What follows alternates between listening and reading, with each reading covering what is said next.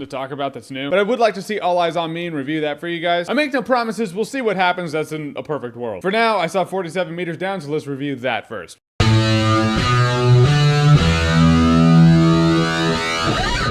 47 meters down. So 47 meters down is a movie about these two girls, one of them played by Mandy Moore. They're in vacation in Mexico. Her friend's the exciting one of the two of them. Her friend's like, hey, let's go shark diving. I don't even know what it's called. You know, when you're in the metal cage like Jaws and you look around underwater and see sharks. So they go and do that. But the shadiest people you could ever find who clearly don't have permits to do this. And of course something goes wrong and then boom, their cage with them inside sinks 47 meters down to the bottom of the ocean. They have a limited amount of air and if they get out of the cage, the shark's gonna come down and eat them. What to do? Now it's a survival movie. A survival movie that granted does have good moments of tension, but then it does get really old really fast. Before I went into this movie, I was like, two people trapped in a cage at the bottom of the ocean could be good. Then right before I sat down to watch the movie, I was like, wait, the entirety of this movie is in fact two people trapped in a cage in the bottom of the ocean. That could also be really boring. Some good moments of tension aside, the movie is largely boring. Because it's just that, you're just watching them in a cage, like, what do we do now? Granted, the movie The Shallows, which I did like, is Blake Lively on a rock for the entire movie, but there is more scenery, there's more to look at, not like pitch blackness with a couple of lights lighting the set, and you're always reminded about the shark that's circling Blake Lively. The shark's doing shit. It's like the shark's like, I'm on you motherfucker, right when you step off that rock, you're mine. In 47 meters down, they're in the bottom of the ocean in pitch blackness, which is a give and take. I like the fact that if they ever did venture out of the cage and the shark didn't try to kill them, it's very disorienting. It's like having a blindfold on, stepping out of a cage, walking 10 feet, spinning around and being like, okay, which direction am I facing? It's like,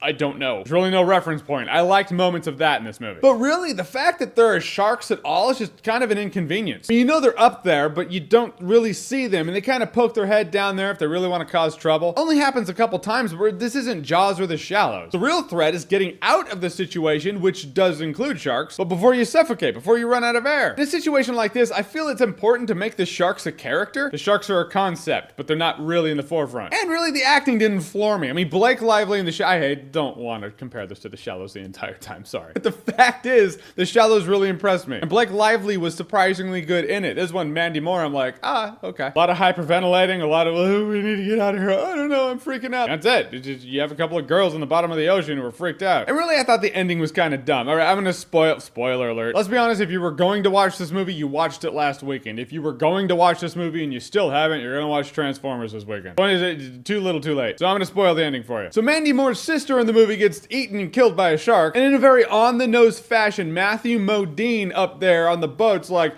okay, we have another oxygen tank for you. Just so you know, when you switch oxygen tanks, you could hallucinate. And you're like, okay, so she's going to hallucinate. That's what they're telling me. Sure enough, she finds her sister again. You're like, that's probably a hallucination. Her and her sister go up, they get saved, and then she's giggling, and she notices the blood coming out of her hand kind of looks like it's still underwater. She's like, oh, that's really weird. And then it shows her down in the cage. And then the Coast Guard comes and rescues her and brings her up anyway, and so she gets saved again. So she hallucinates getting saved with her sister, only to get saved by herself, showing that her sister actually did die. The way I think it would have been better is she goes up with her sister, gets rescued, and she sees the blood, it looks like it's underwater, and then she's down in the cage again like she was, and instead of the ill-equipped Coast Guard coming in and rescuing her, having people like, oh, how are they warding off sharks? It looks pretty minimalist. I think sharks could eat them too. Instead of having them save her, she's just giggling, and then you hear her oxygen go beep, beep, beep, beep, because she's out of oxygen, the camera backs up, and she just suffocates and dies, thinking she got rescued. That's why you do a switch ending like that, is you have to have a big reveal, but have the person either get hosed or have it be different. Just kind of felt like a waste of time. 47 meters down had a neat concept, a couple of neat moments of tension, but really the characters didn't stand out. Mandy Moore didn't really impress me much in this movie. The sharks were kind of heard about and talked about, seen a couple times, but they're not really in the forefront. Movie was mostly boring. In the end, they could have made the ending better. This is why I don't have a rating system. I just have factual phrases of how I see a movie, and this movie's pretty forgettable. So I'm not going to remember this movie in T-2 days. Yep, already forgot. All right, guys, so 47 meters down. Have you seen it? What did you think about it? Or what's your favorite survivalist movie? Whatever it is, whatever you think, comment below, let me know. And as always, if you like what you've seen here and you want to see more, click right here to see more.